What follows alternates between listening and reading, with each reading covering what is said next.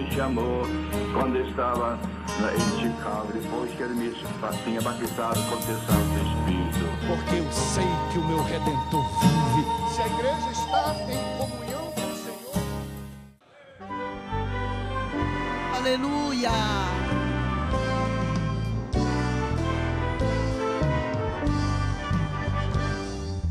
O Senhor da ceifa está chamando quem quer ir por mim a procurar. Almas que no mundo vão chorando, sem da salvação participar. Fala Deus, toca-me com brasas no altar. Fala Deus, se alegra bem com teu mandar. O profeta Deus se aproximando, considera-se um pecador, mas o fogo santo queimando torna útil para o seu Senhor. Fala Deus, toca-me com brasas no altar. Fala Deus, se alegra quem com teu mandar. Muitos são os que vão expirando, se tem esperança de ver Deus, vai depressa lhes anunciando que Jesus os leva para o céu. Fala Deus,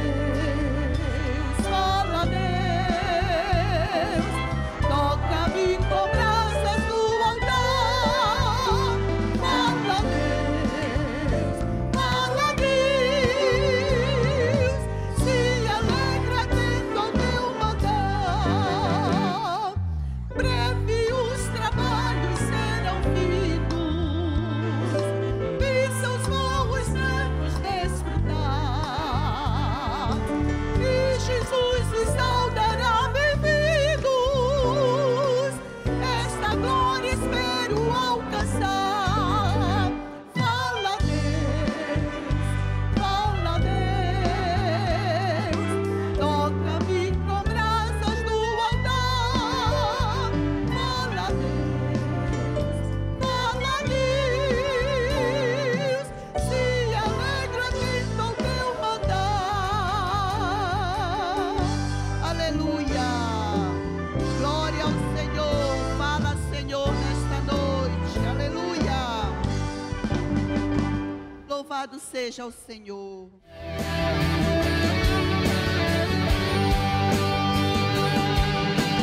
Abra sua Bíblia comigo no que está escrito em João capítulo 3, o verso de número 14, 15 e 16. 3 versos, um deles, o mais conhecido da Bíblia, o mais citado da Bíblia, que é o texto de João capítulo 3 e o verso 16. Diz assim a palavra do Senhor: e como Moisés levantou a serpente no deserto, assim importa que o Filho do Homem seja levantado, para que todo aquele que nele crê tenha a vida eterna. Porque Deus amou o mundo de tal maneira que deu seu Filho unigênito, para que todo aquele que nele crê não pereça, mas tenha a vida eterna. Nós leremos outros textos, mais um ou mais dois, mas eu quero chamar a atenção sua, minha, de todos nós hoje, para a frase: assim importa que o Filho do Homem seja levantado. Como Moisés levantou a serpente no deserto, essa frase, se você quiser, sublinhe na sua mente, na Bíblia: assim importa que o Filho do Homem seja levantado. Pode manter o que estava lá, Tá bom? Olha só, levantado para que todo aquele que nele crê tenha vida eterna. Assim importa que o Filho do Homem seja levantado, para que todo aquele que nele crê tenha vida eterna. Vamos dar uma olhada no outro verso, João capítulo 8 e verso 28. Nós vamos ter uma frase semelhante a essa, em João capítulo de número 8 e o verso de número 28. Olha só. Prosseguiu, pois, Jesus: quando tiverdes levantado o Filho do Homem, então conhecereis que eu sou. Olha só. Quando levantardes o Filho do Homem, então conhecereis que eu sou. No verso 14 diz: importa que o Filho do Homem seja levantado, para que todo o que nele crê tenha vida eterna. Aqui diz: quando tiverdes levantado o Filho do Homem, conhecereis que eu sou. Sublinha essa frase. E por fim, João capítulo 12 e o verso de número 32. Tem uma frase também semelhante. João 13, 32. E quando for levantado da terra, e quando quando for levantado da terra, atrairei todos a mim. 3 frases que falam acerca de Jesus. A primeira diz: importa que o Filho do Homem seja levantado para que todo que nele crê tenha vida eterna. A segunda diz: quando levantardes o Filho do Homem, Jesus, ele atrairá todos a si. Ele mesmo diz: e eu, quando for levantado, atrairei todos a mim. E a outra frase diz: quando levantardes o Filho do Homem, então sabereis que eu sou. São 3 frases. No verso que nós lemos no começo diz: assim como Moisés levantou a serpente no deserto, importa que o Filho do Homem seja levantado. Esses 3 trechos, eles se referem a 2 episódios já passados. E hoje eu quero falar sobre o 3º episódio, que ninguém, nem Moisés, o próprio Senhor e as pessoas que o cercaram no tempo que ele viveu aqui, não puderam viver. O Senhor Jesus, claro, tem conhecimento desse 3º evento, porque ele é onisciente, ele é Deus, então ele conhece o futuro, mas ele não pôde viver fisicamente aqui na terra. O primeiro, Moisés levantou a serpente no deserto. O povo de Israel caminhava já liberto da escravidão do Egito para Canaã, a terra prometida por Deus para o povo de Israel. E o povo de Israel, na caminhada, resolveu se insurgir, se levantar, se revoltar contra a decisão de Deus e a liderança de Moisés, que Deus escolheu para liderá-los naquela caminhada. E como eles estavam andando no deserto, e não existia nada diferente possível naquela região até hoje, senão caminhar pelo deserto entre o Egito e Canaã e a Palestina, eles começaram a revoltar-se contra Deus e contra Moisés, querer brigar com Moisés, dizendo que Moisés havia errado, tirando-os do Egito, trazendo para aquela peregrinação, e que eles morreriam de sede, de fome, abandonados no deserto, e que não chegariam à terra prometida. E resolveram ser hostis a Moisés, se insurgir contra ele. Na verdade, Moisés lamentou bastante e procurou Deus, e Deus disse para Moisés: Moisés, não te preocupa, porque na verdade eles não estão se lamentando, revoltados, não estão se insurgindo contra você. Eles estão se insurgindo, em última instância, contra eu próprio. Porque este é o meu plano de liberdade para o meu povo que chorava no Egito, a escravidão do Egito, seus filhos sendo mortos, roubados, trabalhando eles dia e noite sem ter direito de nada para si mesmo. Eles me pediram e eu providenciei o plano. Então, não se preocupe, Moisés. Só que em razão da intensidade, da incredulidade do povo de Israel, no deserto, Deus deixou surgir, deixou que as serpentes abrasadoras do deserto, as mais venenosas, se juntassem. E começou um problema, porque o povo começou a ser picado, ferido, mordido por serpentes venenosas, e muita gente começou a morrer. O povo, então, diante dessa crise, reconheceu que alguma coisa estava errada e procurou Moisés e se arrependeu da sua rebelião contra o próprio Deus, injusta, aliás, não é porque era contra Deus. Vocês imaginam 3 milhões de pessoas andando pelo deserto, onde não havia padaria, não havia mercado, não havia feira, deserto onde não havia fonte d'água, e Deus alimentando todo dia através do maná do deserto, através de aves como codornizes. 3 milhões de pessoas, não é para a gente desconhecer, não é para a gente ficar insensível, ingrato.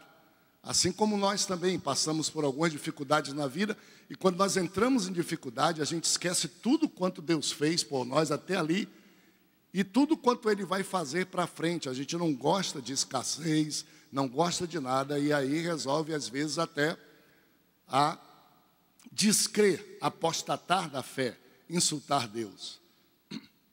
Então, foram a Moisés, e o Senhor disse a Moisés: Moisés, é a rebelião do meu povo, eles precisam, lamentavelmente, eu não tenho necessidade disso, mas eles precisam passar por adversidade maior para poder reconhecer, para poder se humilhar, para poder ser grato, para poder valorizar aquilo que eu dou para eles. Mas não tem problema, Moisés. Você pega uma haste no deserto e faz uma serpente parecida com essas que está picando aí, matando o povo, e você levanta essa serpente nesta haste e você diz para o povo: olha, qualquer de vocês, em qualquer região que tiver, quando for mordido por uma serpente venenosa, corra para cá e vem aqui e olhe e fique aqui perto desta serpente que foi levantada. Esse foi o primeiro episódio, por isso que a Bíblia diz: assim como Moisés levantou a serpente no deserto, importa que o Filho do Homem seja levantado. Esse gesto de Moisés era um gesto profético, era um gesto que indicava alguma coisa que aconteceria, que não valeria só para o povo de Israel no deserto, mas que valeria para todo mundo. E esse segundo episódio aconteceu quando uma cruz foi levantada no monte chamado Monte do Gólgota, ou Monte Caveira, e naquela cruz o Senhor Jesus foi levantado e foi crucificado.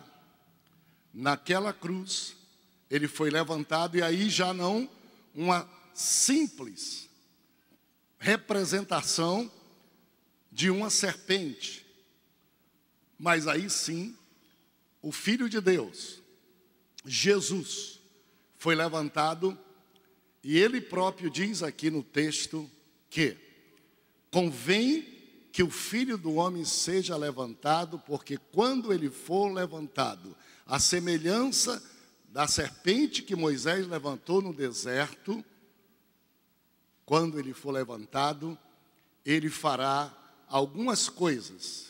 Entre uma delas, que nós já lemos aqui, a Bíblia diz que todos os que para Ele olharem, nele crerem, tenham a vida eterna. 3, verso 14. Assim como Moisés levantou a serpente no deserto, importa que Jesus, o Filho do Homem, seja levantado, para que todo que nele crê tenha a vida eterna. Não é talvez, não é tenha a vida eterna. E vem o verso 3,16, que é o verso mais doce, que eu quero que vocês recitem comigo. Vamos juntos. Porque Deus, mundo, isso, que deu para que todo não pereça, mas tenha a vida eterna. Então, quando Jesus foi levantado na cruz do Calvário, ele consumou a salvação, a felicidade, a saúde, o livramento eterno dos seres humanos. Todo mundo, todas as pessoas, em todas as épocas, em todos os lugares, que deu seu filho, não foi uma serpente, não foi uma estátua, não foi uma relíquia, seu filho unigênito, para que todo que nele crê tenha a vida eterna. E ainda tem mais outro texto que Jesus diz assim: quem ouve minhas palavras, crê naquele que me enviou, tem a vida eterna, não entra em condenação, mas já passou da morte para a vida. Esse foi o ato praticado por Jesus há 2020 anos, mais ou menos, daqui da nossa época. E eu quero falar sobre um terceiro, acerca desse assunto, para os nossos dias. O terceiro assunto. Os dois últimos versículos, outros que nós lemos, o verso 8 e verso 28, vejam aí, 8 e 28, coloque aí para a gente ler, diz assim: prosseguiu Jesus, quando tiverdes levantado, olha só, quando levantardes o Filho do Homem, então conhecereis quem eu sou. E o verso 12, o capítulo 12, verso 32, olha o que diz: e quando for levantado da terra, atrairá todos a ele, atrairei todos a mim. Esses dois últimos textos, eles precisam se cumprir no dia de hoje, aqui em Belém do Pará e na nossa vida. E nós temos uma oportunidade extraordinária. Todos nós que vivemos na cidade de Belém do Pará, todos nós que somos brasileiros, nós sabemos que o mês de outubro é um dos meses, do ponto de vista religioso, mais movimentado no país. De maior manifestação de multidões no país, inclusive com um feriado retumbante nacional no dia 12, que é o feriado de Aparecida, ou da Senhora Aparecida, onde nas leis brasileiras consta que a padroeira do Brasil, a protetora do Brasil, a patrocinadora do Brasil, a defensora do Brasil, a prosperadora do Brasil é Aparecida. E em nome disso, milhões de nós que aqui estamos, brasileiros, já procedemos de modo muito dedicado, prestando reverência, adoração, oração, culto, veneração à Aparecida. No nosso caso de Belém, outro nome é dado à mesma personagem, e Belém do Pará proclama, trombeteia, que Belém do Pará é protegido, ajudado, patrocinado por Nazaré. E o barulho vai ser feito, e muitos de nós aqui já estivemos também, e sabemos muito bem de tudo como ocorre e como é. No meio desse barulho todo, em que as leis do Brasil dizem que Aparecida é que é o dia, e no Brasil não existe um feriado para adorar o nome de Jesus, não existe um feriado para o nome do Senhor Deus, não existe. Em Belém do Pará não existe também. Num país e numa cidade, num estado onde as leis, as autoridades, todas as repartições públicas promovem com o dinheiro dos brasileiros, com o nosso imposto, da multidão de brasileiros que sabem que precisa ter respeito à fé de todo mundo, à crença de todo mundo, e não há quem tenha mais respeito e seja ensinado a ter mais respeito do que os evangélicos, primeiro porque já passaram pelaquela experiência, segundo porque somos ensinados pela Bíblia a amar nossos irmãos. Nós sabemos de tudo isso, com todo o respeito que podemos ter, nós temos que refletir. Qual é a nossa saída? Qual deve ser a nossa posição? Quando tantos falarão, bradarão, o Estado promoverá com dinheiro, estrutura pública, adoração a alguém, a deuses, entre aspas. Qual é a nossa posição? Nós vamos só aproveitar o feriado para dormir mais? Vamos só apresentar o feriado para descansar e visitar num sítio, numa chácara, alguém? Vamos deixar que, de algum modo, o Brasil, nesse dia e nesses dias, seja totalmente entregue às potestades espirituais anunciadas? Vamos nos calar? Vamos nos sentir inibidos? Vamos perder a esperança? Ou vamos crer em alguma coisa que a gente acredite que, assim como todos nós que já manifestamos a fé em pessoas, mesmo que sejam pessoas importantes, mesmo que recebam o nome de santos, mas não são deuses, nós já manifestamos, nós vamos procurar manifestar a fé que temos em Deus. Qual será o nosso papel? A gente tem que admitir que o Brasil está passando uma agonia, uma crise imensa. Nós temos que admitir que o Pará, temos que admitir que a nossa doce cidade de Belém pode ser muito melhor, mais pacífica, mais feliz. Eu hoje, com minha esposa, visitamos vários hospitais e só hoje eu tive que visitar irmãos nossos que foram perfurados por bala com assaltos, pastor nosso, membros da nossa igreja que foram assaltados nas portas de suas casas, só hoje. Tantas mazelas no meio da sociedade, e nós não somos loucos de estar aqui para dizer que a culpa de tudo isso é as pessoas não quererem olhar para Deus. Eu não me começo assim, eu acho que começa assim por falta de educação, às vezes, nos indivíduos. Começa assim por falta de formação das pessoas, das famílias. Famílias estão desestruturadas. Eu acho que começa assim porque as escolas estão sendo ambientes onde não se aprende, pelo contrário, se desaprende. Eu acho que começa assim pela ausência do poder público. Eu acho que tem uma participação, sim, também da falta de trabalho, de emprego para as pessoas terem ocupação. A ociosidade é muito grande.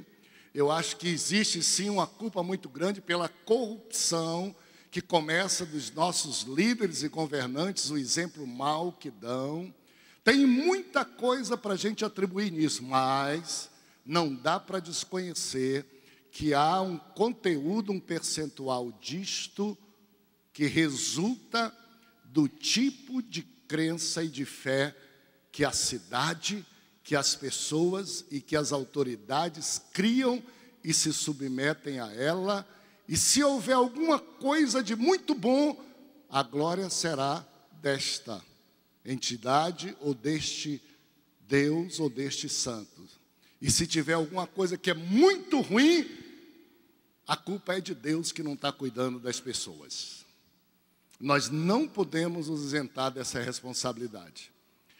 Se alguém quiser perguntar onde a gente pode pensar nisso, nós também não estamos aqui para falar mal, mas não estamos aqui para calar diante de situações que nós sofremos também. Um monarca, um rei, um senhor, ele disse algumas coisas sobre isso. E olha só o que ele diz. Olha só, verso 1. Vamos aproveitar para ler tudo aqui, então prepara para ler tudo. Olha só, leem comigo, vamos lá.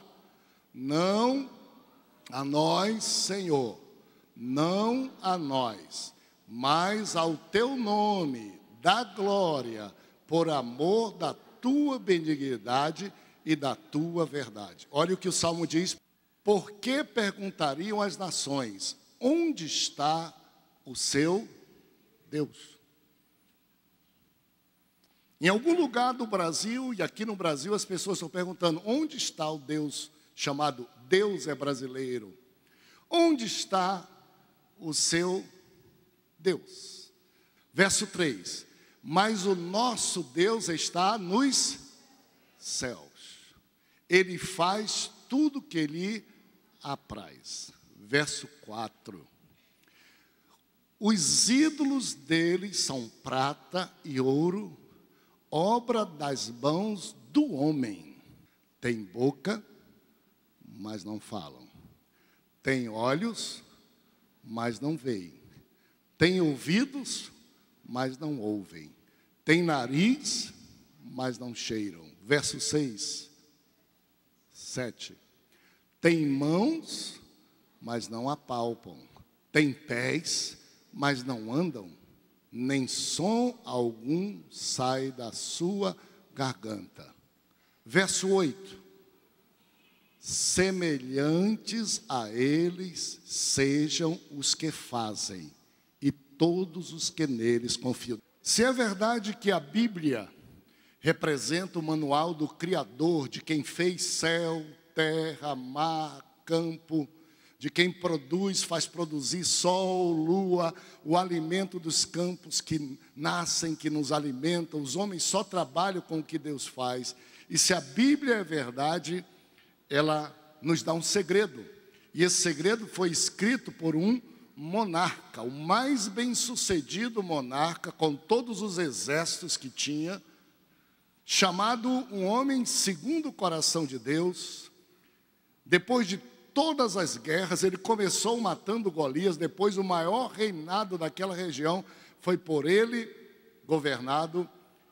Ele para dizer assim: querem confundir governos com Deus, querem confundir estátuas com Deus, querem confundir homens bons e mulheres boas com Deus, mas tem muita diferença.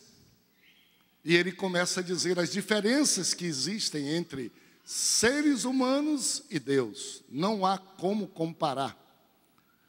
E ele começa dizendo até onde o ser humano pode chegar, adorando a criatura ao invés do Criador, que é bondoso e poderoso para sempre.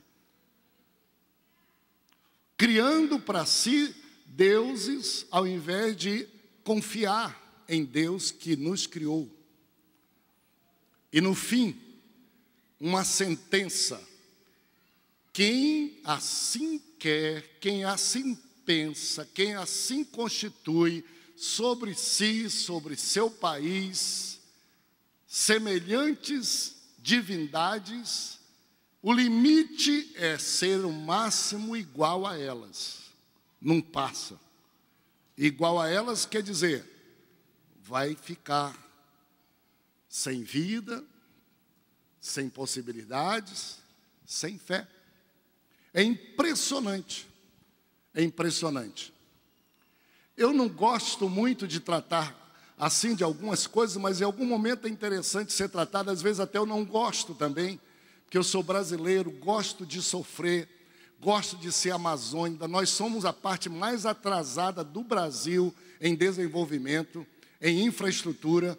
O Nordeste já passou da gente. Tem gente hoje chorando, dizendo o Nordeste, as capitais nordestinas hoje, tirando aqui quem fica perto da gente, como São Luís e Piauí, de Fortaleza para lá, vocês vão olhar e ver que o desenvolvimento, o crescimento, o tamanho, a economia foi embora e nós ficamos um pouco aqui para trás. Mas eu gosto de ser pequeno, ser amazônida, e eu gosto de contestar o que as pessoas querem dizer, que nós não temos direito de ter a bênção de Deus e de crescer, nos desenvolver, sermos felizes e ser muito abençoados. Mas é preciso ser muito teimoso para isso. É preciso ter muita fé em Deus. Porque vocês sabem, dentro do próprio Brasil, quando a gente sai um pouco, a gente volta para a nossa terrinha e diz assim: eu vou morrer e não vou ver essa rodovia tão bonita quanto aquela que eu vi. Eu vou morrer e não vou ver esse lixo, a limpeza, como aquele que eu já estou vendo agora. Eu vou crer, vou trabalhar, vou lutar, mas sei que se a gente hoje, governo se consertasse, população levasse em conta educação e também reclamasse de governo, e se hoje resolvêssemos dizer que não é nosso Deus quem não é Deus, e que não é nosso Senhor quem não é Senhor, ainda levaria um pouquinho de tempo para a gente sair disso. Às vezes eu fico muito chateado quando eu assisto alguns simpósios e as pessoas dizem assim: se vocês olharem, os países evangélicos e protestantes são os mais desenvolvidos da terra. E eu não gosto de ouvir isso porque eu não gosto de confrontos. E eu acho que nós não temos para ter confronto, mas a história diz isso. A história diz que os países onde nasceram os seus fundadores, a população é evangélica, protestante, eles têm mais educação, mais desenvolvimento, mais riqueza e mais dinheiro. Atenção, não estou aqui dizendo, e nem vou dizer, e nunca ninguém vai me querer ser extremo, enganador, para dizer, é só porque amam a Deus. Também, porque é uma promessa na Bíblia, que diz assim: se vocês me obedecerem, se vocês me amarem, vocês não serão cauda, mas serão cabeça, o campo de vocês vai produzir. Tem um hino até, que eu gosto muito dele, faz tempo que nós não cantamos, que nós vamos ter que cantar, vou ver se eu consigo, pelo menos uma estrofe, alguém me ajude, diz assim, é do Nani, que diz: nos campos, bendito serei na terra, bendito serei quando eu profetizar, sei que a minha voz será a voz de Deus. Bendito serei no campo, bendito serei por onde eu passar, onde eu tocar, abençoado será quando eu obedecer a sua voz. O resto, a estrofe, bota aí.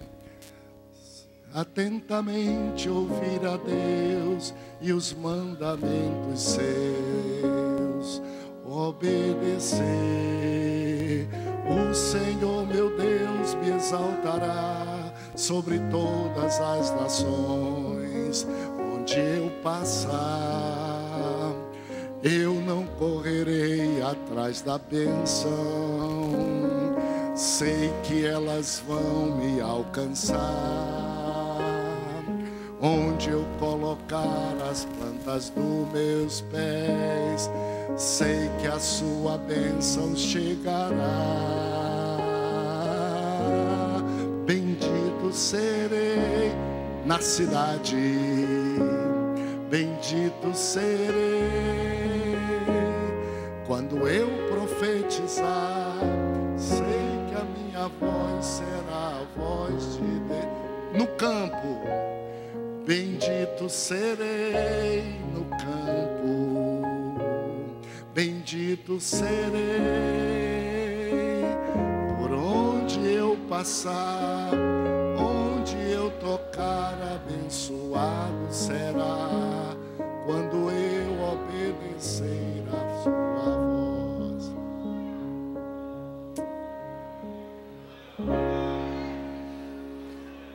Gente, eu não quero ser ufanista, eu não quero. Ufanista é aquele que se gloria desmedidamente, não quero. Eu não quero que os outros se sintam mal, porque a gente está dizendo que tem um caminho, que nós já passamos por este, estamos neste, e nós não queremos que este vença aquele, mas nós não queremos que as pessoas fiquem detidas debaixo de escravidão, de fé, que não lhes abram o horizonte para alguma coisa a mais. Eu não gosto de ser. Eu procuro ser o mais equilibrado possível, mas hoje não dá para a gente explicar como é que um país tão grande, tão bom, tão bonito, tão próspero, o país que mais produz alimento na terra, o país que tem a água melhor que existe no mundo e a maior quantidade para isso, um país onde não existe as grandes calamidades e catástrofes que a gente vê num país como estamos chorando com o México, com o Japão. Um país que tem um povo alegre, feliz, agora já está começando a perder posição, mas era chamado o povo mais alegre, mais feliz e mais criativo. Agora o Brasil já não é mais, já tem muita gente. E pasme, no Brasil já está crescendo, já existe no Brasil por dia 30 brasileiros que suicidam-se, que se matam. Isso no Brasil não era normal, era lá para outros países do mundo. Não dá para explicar que isso esteja só em questiúnculas pequenas e que não tenha algo de espiritual no sentido das pessoas dizerem: eu não quero Deus como Senhor da minha vida, eu não quero Deus como Senhor do meu país, eu não quero Deus como Senhor da minha família, eu não quero Deus como Senhor da minha vida. Eu não levanto Ele no meu coração mais do que a Maria, mais do que a João, mais do que a Benedito, mais do que a Agostinho, mais do que esse, mais do que aquele. Eu quero que o limite meu seja o limite da deusa ou do meu Deus que eu invento. Nem que eu morra, eu vou ficar com a minha estátua, com a minha superstição, mas eu não abro para Deus. Não, quem me deu fôlego para viver não foi Deus, não foi Jesus, foi quem não tem fôlego para viver. Não, quem me dá inteligência, sabedoria, fé, é coisa inanimada, é coisa que eu carrego porque não pode me carregar. Um dia, nossos pecados nos encontram. Um dia, a palavra se cumpre. Tornam-se semelhantes aos seus deuses, ou à sua fé, o tamanho da sua fé, aqueles que creem, que constroem com ouro e com prata, que carregam os seus próprios deuses. João, o grande pastor, conhecido apóstolo do amor, para todas as igrejas cristãs, evangélicas ou não, chamado por alguns como grande santo, adorado, tem as igrejas, a cruz, os adeptos de São João Batista, de tantos mais. Para nós foi, e é verdade, um cristão verdadeiro, um homem muito bom, mas esse homem, ele, junto com Pedro, quando se encontraram com pessoas enfermas, eles diziam assim: no nome de Jesus, levanta e anda. E quase sempre a reação daquelas pessoas com Paulo era, quando viam que eles diziam isso e eles eram curados, eles vinham e ajoelhavam-se aos pés de João, de Pedro, de Paulo para adorá-lo, e ele dizia: não faça isso, por amor de Deus, não te ajoelhes, somos iguais. Adora a Deus, ajoelha-te a Deus, mas a nós de jeito nenhum, nós não recebemos essa glória. Este homem, no final da sua vida, na última das suas cartas, ele disse assim: eu faço votos pela tua prosperidade e saúde. Verso 2 da terceira epístola de João, última epístola que ele escreveu. Ele disse assim, ó, quando ele já morreu muito, viveu muito tempo, ele diz assim: eu faço votos para os meus amados de prosperidade e de saúde. Se tiver, coloca aí o verso de número 2 da terceira epístola. Votos de prosperidade e saúde para vocês, assim como é próspera a fé de vocês, a alma de vocês. Atenção, a medida de João era: se a alma de vocês é próspera, Se a alma de vocês tem fé e a fé está em Deus, o limite de saúde, de bênção para vocês é um limite muito grande. Eu faço voto de prosperidade e saúde, assim como a fé de vocês é grande, está em Deus. Agora imagine, eu faço voto de prosperidade e saúde para você, assim como... Eu não vou nem completar, você pode completar, se você quiser. Só pensar no dia desse mês e dizer, assim como fulana é próspera, assim como fulana é próspera, esse é o seu limite. Esse é o seu fim. Uma realidade que faz a gente suspirar um pouquinho. E essa realidade eu não estou trazendo ela aqui para apontar dedo para ninguém, quem sou eu. Eu estou trazendo aqui do púlpito de uma igreja, cuja maioria das pessoas também já praticou fé semelhante, por misericórdia de Deus e não por nosso direito, não porque merecêssemos, não porque fôssemos coisa nenhuma, mas alguém teve pena de nós e nos anunciou a Bíblia Sagrada, teve paciência conosco, nos anunciou o Evangelho completo, dizendo que não é a tradição, dizendo que não é porque era família, dizendo que não é Maria, dizendo que não é José, dizendo que não é Nazaré, dizendo que não é Aparecida, mas mostrando que é o Senhor. Deus amou o mundo de tal maneira que deu Jesus, o seu Filho unigênito, para que você, se nele crê, tenha a vida eterna, não entre em condenação, mas passe da morte para a vida. A Bíblia não apresenta, Jesus, Deus não apresenta. Alguém teve pena de nós. E agora nós estamos aqui no Brasil, estamos em templos bonitos, crescemos muito. O que nós estamos fazendo por alguém que, como nós, éramos assim? E o que nós vamos fazer para ajudar? Porque todas as pessoas são sinceras. Eu acredito assim. Quando uma pessoa tem fome de Deus, ela faz o que for necessário para saciar a sua fome.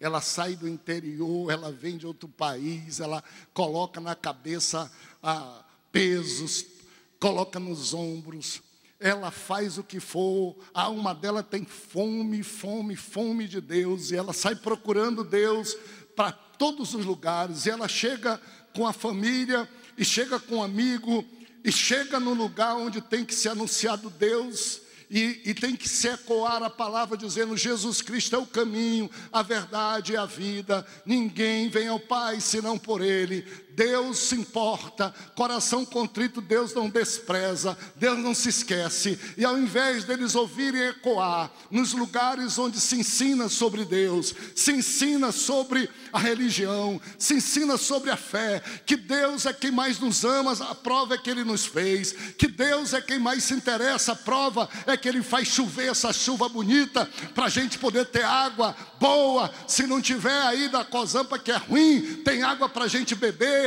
Esse Deus que faz essas mangueiras continuarem brotando, esse Senhor que se importa para a gente, será que Ele não cuida de nós? E quando a nossa alma está com fome dEle, alguém diz assim: Ele está longe, Ele está distante, aqui está Maria, aqui está João, aqui está Aparecida, aqui está Nazaré. Venera, adora, ora, pede, quem sabe ela vai conseguir interceder para Deus que está distante, desinteressado, desligado dessa realidade. Eu não gostaria de ter um Deus assim. Mas o pior é que Ele não é. E que ofende a Ele alguém dizer: imagine só, você gerou seu filho, você ama tanto seu filho, e alguém chega para o seu filho e diz assim: olha, não adianta, seu pai nem se lembra de ti, seu pai nem tem ouvido para você, seu pai nem se interessa por você. Se você quiser falar com seu pai, procura um desconhecido, procura um objeto e pede para ele falar com seu pai. O que você diria? as pessoas têm fome de Deus. Um certo pregador disse que quando Deus fez o homem, Ele fez o coração do homem, a alma do homem, um espaço que ninguém pode preencher. E esse espaço, ele é do tamanho e da forma de Deus. Só quando o coração e a alma do ser humano, homem ou mulher, se encontra com Deus, ela se torna plena. Ele disse também que enquanto o homem não encontra o Deus, a Bíblia diz, Deus fez todas as coisas boas e criou dentro do homem, e deu e colocou dentro do homem o seu espírito. O pregador disse, enquanto ele não encontra Deus, ele quer preencher esse vazio, esse vácuo com qualquer coisa. Quem primeiro chegar, quem primeiro anunciar, ele vai querendo preencher esse lugar. E isso, se alguém anunciar a Deus, ele vai ouvir. Pode rejeitar no começo, pode ficar difícil, mas vai ouvir. Mas enquanto não anuncia e ninguém ajeita Deus, aí anunciam outro Deus que não é Deus, outro Senhor que não é Senhor, outra senhora que não é senhora, e o ser humano está ávido, ele quer matar a fome que ele tem espiritual de Deus, porque não só de pão material, de dinheiro e de comida vive o homem, mas vive também da comunhão da palavra que sai da boca do Senhor. Paz não se ganha com riqueza, com dinheiro, com coisas. Paz começa a se ganhar quando a Bíblia diz, justificados pela fé, nós temos paz com Deus por meio de nosso Senhor Jesus Cristo. Quando a gente tem paz com Deus, a gente é capaz até de lutar contra turbulências que temos no coração e com o outro, mas sem Deus é difícil a gente lutar contra nossos próprios dramas. E aí as pessoas ficam perguntando, de um modo simples, uma explicação simples. Por que que o homem bebe cachaça para ficar um pouquinho alegre e fora do outro mundo? Porque está querendo preencher um buraco, um vazio que ele nem sabe por que bebe. Mas ele tem que arranjar um jeito de ficar de uma forma que parece que é alegre, parece que é paz, mas ele bebe, e a bebida, e o diabo é um senhor mal que ele não deixa o camarada beber só quando ele quer. Ele escraviza e toda vez que ele tem qualquer coisa, ele tem que beber. Pergunta-se, aqui tem esses rapazes, eu admiro vocês. Eu admiro todos vocês que estão aqui. Vocês não sabem como é bom vê-los aqui. E eu quero ver vocês aqui até o último dia, para o céu vocês forem. Nós vamos lutar com vocês sempre. Eu sei que de um lado, quando vocês vêm para cá, de um lado, alguns que estão aqui devem ter vindo pela primeira vez, deve ter um que está aqui com a segunda vez, terceira vez. Eu não passei muito por isso, mas eu sei que deve estar alguma pessoa aqui, o diabo está dizendo, mas você não foi feito para isso, aqui não é seu lugar, você nunca vai ser feliz, você nunca vai ser alegre, você nunca vai ser livre, você foi feito para ser escravo do crack, da cocaína, da droga, e luta. E eu sei disso. Mas não é verdade. Mas o vazio do coração, não chega um cristão para anunciar, para levantar Jesus na vida daquela pessoa, mas chega um traficante que diz, ei, você quer sair dessa pior aí, rapaz, toma aqui esse pedacinho aqui, dá uma cheirada, eu nem sei como é que é, te sente o tal daqui a pouco passou aquilo e a pessoa vai lá e diz, eu quero um pouquinho para ser um pouquinho mais feliz. Deus está disponível, mas as pessoas vão pegando aquilo que vem. E daqui a pouco o traficante diz assim, bom, agora tu vai vender para mim, agora tu é meu, agora tu não vai mais sair, agora tu é meu consumidor, agora tu vai me dever. E depois ele se coloca no lugar de Deus e diz, porque tu não me pagou, eu te mato. O maior número de mortes hoje, dos nossos filhos, nessa cidade, nesse lugar, porque eles estão procurando alguma coisa, não estão conseguindo achar, nós não estamos conseguindo ser eficientes o suficiente. O mal está querendo engolir a coisa boa, os bons que tem. Alguma coisa tem que ser feita. Nós temos que nos humilhar. Antes desse mês chegar. E pedir ao Senhor, Deus, tem misericórdia de nós, da nossa família e de nossos filhos. E Senhor, o que é que eu posso fazer para te levantar no meio desta geração? Por quê? O que eu posso fazer para te levantar, Senhor? Eu posso fazer para te levantar no meio desta geração, no meio dessa idolatria, no meio desse caos, no meio dessa violência, no meio desse mal. Eu posso fazer, Senhor. Eu já vou começar. Primeiro eu vou orar um pouco mais por essas pessoas. Segundo, Senhor, eu vou aproveitar a oportunidade que eu tiver para conversar um pouco com essas pessoas, Senhor. Eu vou ajudar, eu vou fazer boas coisas, eu vou te pedir fé, vou te pedir sabedoria, onde eu puder cantarolar um hino, cantarolar uma música. Nós cantamos agora uma música assim, rápida, tão boa, onde eu puder dar um abraço na pessoa. Você imagina só, no meio de toda essa multidão toda que está aí, eu estou orando, estou pedindo a Deus, alguma coisa Deus vai nos dar, mas não espere por mim, que nós não vamos ficar como nós estamos nesses dias mais. Eu não aguento mais a gente ficar descansando num feriado e o crente mais crente criticando os outros só. E o que é que nós estamos fazendo? Será que nesses dias nós prestamos um culto melhor a Deus? A nossa alma se abre, nossa boca faz pelo menos o tanto que fazem para deuses que não são deuses, nós fazemos para o Senhor Deus, para que Ele não desista de Belém, não desista do Brasil, para que os seus olhos se coloquem aqui no Brasil e vejam multidões e multidões o dia todo sem falar o nome de Deus e se dobrando e orando e dizendo santa não sei o que, proteger e fazer aquilo, que os seus olhos descansem e diga, nem tudo está perdido. Olha aquela mulher, olha aquele homem, olha aquela casa, olha aquela família, já foram assim também, mas eles não são mais. É sinal que se o meu povo, que se chama pelo meu nome, se humilhar, orar, me buscar, se converter dos seus maus caminhos, eu ouvirei do céu, sararei a sua terra, perdoarei os seus pecados, aleluias. Digam comigo direto, quando o Filho do Homem for levantado, sabereis quem eu sou. Digam comigo, vamos lá. Quando o Filho do Homem for levantado, sabereis quem eu sou. Em outras palavras, quando Jesus for levantado, sabereis quem eu sou. Vamos dizer com Jesus agora. Quando Jesus for levantado, conhecereis quem eu sou. Conhecereis quer dizer, sabereis quem eu sou. Jesus não precisa brigar com ninguém. Jesus não precisa a gente criticar ninguém. Não precisa a gente fazer briga religiosa.